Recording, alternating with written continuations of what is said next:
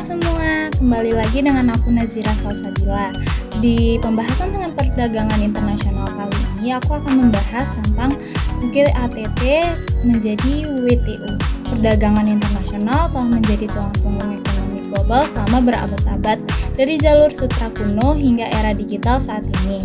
Pertukaran barang dan jasa antar negara telah mendorong kemajuan peradaban manusia. Namun, bagaimana negara-negara mengatur hubungan perdagangan mereka yang kompleks? Bagaimana mereka menetapkan aturan main yang adil? Dan bagaimana sengketa perdagangan diselesaikan? Jadi, di dalam video ini kita akan menjelajahi sejarah penting GATT dan WTO, dua institusi yang telah membentuk arsitektur perdagangan global modern. Perjalanan ini dimulai dari runtuhnya Perang Dunia Kedua dan berlanjut hingga tantangan perdagangan digital pada abad ke-21. Yang pertama, kita membahas krisis ekonomi dan perang dunia. Untuk memahami pentingnya GATT dan WTO, kita harus kembali ke tahun 1930-an. Depresi besar memicu kebijakan proteksionisme yang ekstrim di seluruh dunia. Amerika Serikat menerapkan Undang-Undang Tarif Smoot-Hawley pada tahun 1930 yang menaikkan tarif impor hingga level tertinggi di sejarah Amerika Serikat. Negara-negara lain segera membalas dengan kebijakan serupa, memicu perang dagang global. Akibatnya, perdagangan dunia anjlok 66% antara tahun 1929 dan 1934, memperburuk krisis ekonomi global dan menyumbang ketegangan internasional yang akhirnya mengarah pada Perang Dunia Kedua. Setelah kehancuran Perang Dunia Kedua dengan lebih dari 70 juta korban jiwa dan ekonomi global yang hancur, para pemimpin dunia bertekad untuk tidak mengulangi kesalahan yang masa lalu. Mereka yakin bahwa perdagangan bebas dan adil adalah kunci untuk mencegah konflik di masa depan dan membangun kemakmuran global. Konferensi Bretton Woods dan lahirnya GATT.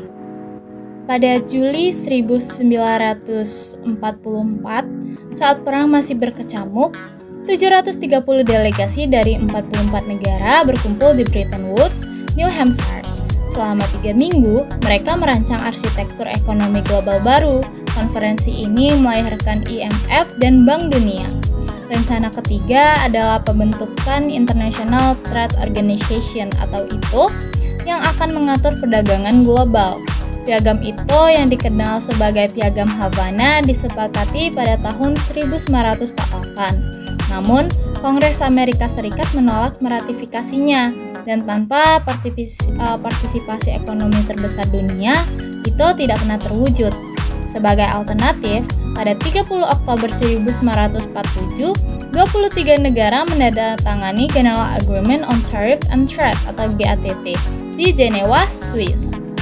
GATT awalnya dimaksud sebagai pengaturan sementara hingga itu terbentuk. Namun, GATT justru bertahan selama hampir 5 dekade dan menjadi landasan sistem perdagangan multilateral. Prinsip-prinsip dasar GATT. GATT didasarkan pada beberapa prinsip fundamental yang masih menjadi pilar WTO hingga hari ini. Yang pertama, ada prinsip Most Favored Nation atau MFN. Ini mengharuskan setiap negara anggota memberikan perlakuan yang sama kepada semua mitra dagangannya. Jika sebuah negara memberikan keuntungan perdagangan kepada satu negara, maka keuntungan yang sama harus diberikan kepada semua anggota GATT. Kedua prinsip, National Treatment. Setelah produk asing masuk pasar domestik, mereka harus diperlakukan sama seperti produk lokal. Ini mencegah diskriminasi terselubung melalui pajak internal atau regulasi. Yang ketiga, pengurangan tarif secara bertahap. GATT mengadopsi pendekatan bertahap dalam liberasinya, perdagangan melalui serangkaian putaran negosiasi. Selama masa berlakunya, GATT berhasil menurunkan tarif rata-rata dunia dari sekitar 40% menjadi kurang dari 5%. Prinsip-prinsip lainnya termasuk transparansi, timbal balik atau reciprocity, dan pengecualian yang diizinkan untuk situasi khusus seperti integrasi ekonomi regional atau keamanan nasional. Putaran negosiasi GATT. Sepanjang sejarah GATT mengadakan 8 putaran negosiasi perdagangan. 5 putaran awal, Jenewa 1947, Annecy 1949, Torquay 1550 sampai 51, Jenewa kedua 1955 sampai 1956, dan Dillon 1960 sampai 1962, terutama berfokus pada pengurangan tarif barang. Putaran Kennedy 1964 sampai 67 menandai pergeseran penting, dinamai untuk menghormati Presiden AS John F. Kennedy. Putaran ini menghasilkan pengurangan tarif senilai 40 miliar dolar dan kode anti-dumping pertama. Ini juga menandai pergeseran dari pendekatan produk demi produk menjadi pengurangan lintas papan. Putaran Tokyo 1973 sampai 1979 berlangsung di tengah guncangan ekonomi global, termasuk krisis minyak. Putaran ini memperluas cakupan GATT ke hambatan perdagangan non-tarif dengan menciptakan kode untuk subsidi, pengadaan pemerintah, dan penilaian bea. Putaran ini juga memperkenalkan enabling clause yang memberikan perlakuan khusus untuk negara berkembang. Putaran terakhir dan terpenting adalah putaran Uruguay 1986 sampai 1994. Awalnya direncanakan selesai dalam 4 tahun. Putaran ini berlangsung hingga 8 tahun, mencerminkan kompleksitas dan ambisinya yang tanpa preseden. Putaran Uruguay dan lahirnya WTO memiliki cakupan yang sangat luas. Untuk pertama kalinya, pertanian menjadi subjek negosiasi substansial, sektor yang telah lama menjadi sumber konflik antara negara maju dan negara berkembang. Putaran ini juga mencakup area-area baru seperti perdagangan jasa dan hak kekayaan intelektual, menghasilkan perjanjian GATS atau General Agreement on Trade in Service dan TRIPS, Trade-Related Aspect of Intellectual Property Rights. Sektor tekstil dan pakaian yang sebelumnya diatur oleh Multi-Fiber Arrangement atau MFA diintegrasikan kembali ke dalam aturan GATT reguler. Sistem penyelesaian sengketa GATT yang lemah juga diperkuat secara signifikan. Pencapaian terpenting putaran Uruguay adalah pembentukan World Trade Organization atau WTO. Pada 1 Januari 1995, WTO secara resmi didirikan menggantikan GATT sebagai organisasi perdagangan multilateral utama dunia. Berbeda dengan GATT yang hanya merupakan kesepakatan kontraktual, WTO adalah organisasi internasional penuh dengan struktur kelembagaan yang komprehensif. Struktur dan fungsi WTO memiliki struktur yang jauh lebih kuat dibanding GATT. Di puncak hierarki adalah konferensi tingkat menteri yang bertemu setidaknya setiap 2 tahun. Dewan Umum WTO yang terdiri dari semua anggota menangani urusan sehari-hari dan juga berfungsi sebagai badan penyelesaian sengketa dan badan pengkaji kebijakan perdagangan. Salah satu inovasi terpenting WTO adalah mekanisme penyelesaian sengketa yang lebih kuat. Tidak seperti GATT, di mana negara yang kalah dapat memblokir adopsi laporan panel, keputusan WTO bersifat otomatis kecuali ada konsensus untuk menolaknya. Sebuah pembalikan yang signifikan. WTO juga memiliki badan banding yang dapat meninjau keputusan panel. Keanggotaan WTO jauh lebih luas dibanding GATT. GATT hanya memiliki 123 negara anggota di akhir masa tugasnya.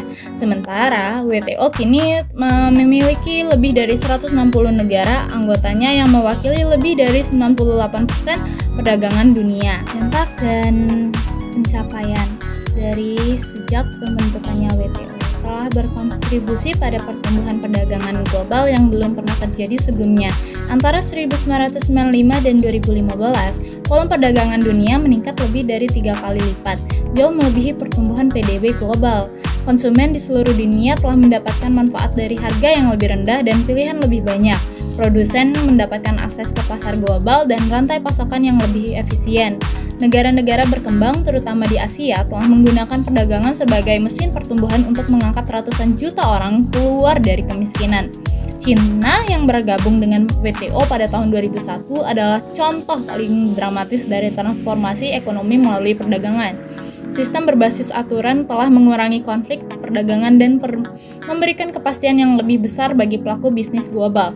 Mekanisme penyelesaian sengketa WTO telah menangani lebih dari 600 sengketa sejak 1995, membantu menyelesaikan ketegangan perdagangan tanpa eskalasi menjadi konflik yang lebih luas. Tantangan kontemporer, meskipun memiliki banyak keberhasilan, WTO juga menghadapi tantangan signifikan. Putaran Doha yang diluncurkan pada tahun 2001 bertujuan untuk mengatasi ketidakseimbangan dalam sistem perdagangan global. Namun, setelah lebih dari 2 dekade, putaran ini belum mencapai kesepakatan menyeluruh karena perbedaan kepentingan antara negara maju dan negara berkembang. WTO juga menghadapi kritik dari kelompok masyarakat sipil yang menganggapnya terlalu mendukung kepentingan perusahaan multinasional daripada pekerja, lingkungan, dan hak asasi manusia. Kebangkitan proteksionisme dan nasionalisme ekonomi di berbagai negara maju telah mengancam sistem perdagangan multilateral. Perang dagang antara kekuatan ekonomi besar seperti Amerika Serikat dan China menunjukkan kerentanan sistem berbasis aturan. WTO juga berjuang untuk mengadaptasi diri dengan isu-isu perdagangan abad ke-21, seperti e-commerce, ekonomi digital, dan keberlanjutan lingkungan. Organisasi ini didirikan di era sebelum internet dan kerangka aturannya perlu diperbarui. Dari puing-puing Perang Dunia Kedua hingga era digital saat ini, GATT dan WTO telah memainkan peran penting dalam pembentukan lanskap perdagangan global. Meskipun menghadapi kritik dan tantangan, lembaga-lembaga ini telah membantu menciptakan sistem perdagangan yang lebih terbuka dan terprediksi, mendorong pertumbuhan ekonomi global yang belum pernah terjadi sebelumnya. Saat dunia menghadapi tantangan baru seperti perubahan iklim, ketidaksetaraan global, dan transformasi digital, masa depan sistem perdagangan multilateral akan bergantung pada kemampuan WTO untuk beradaptasi dan berevolusi. Hanya dengan reformasi dan revitalisasi WTO dapat terus memenuhi visi dan pada pendirinya, perdagangan yang bebas, adil, terbuka, dan mendukung kesejahteraan bagi semua. Jadi sekian tentang pembahasan kita tentang sejarah dari GATT menjadi WTO. Semoga kalian suka dan mudah dipahami. Sekian dari saya, terima kasih. Dadah, see you di pembelajaran berikutnya.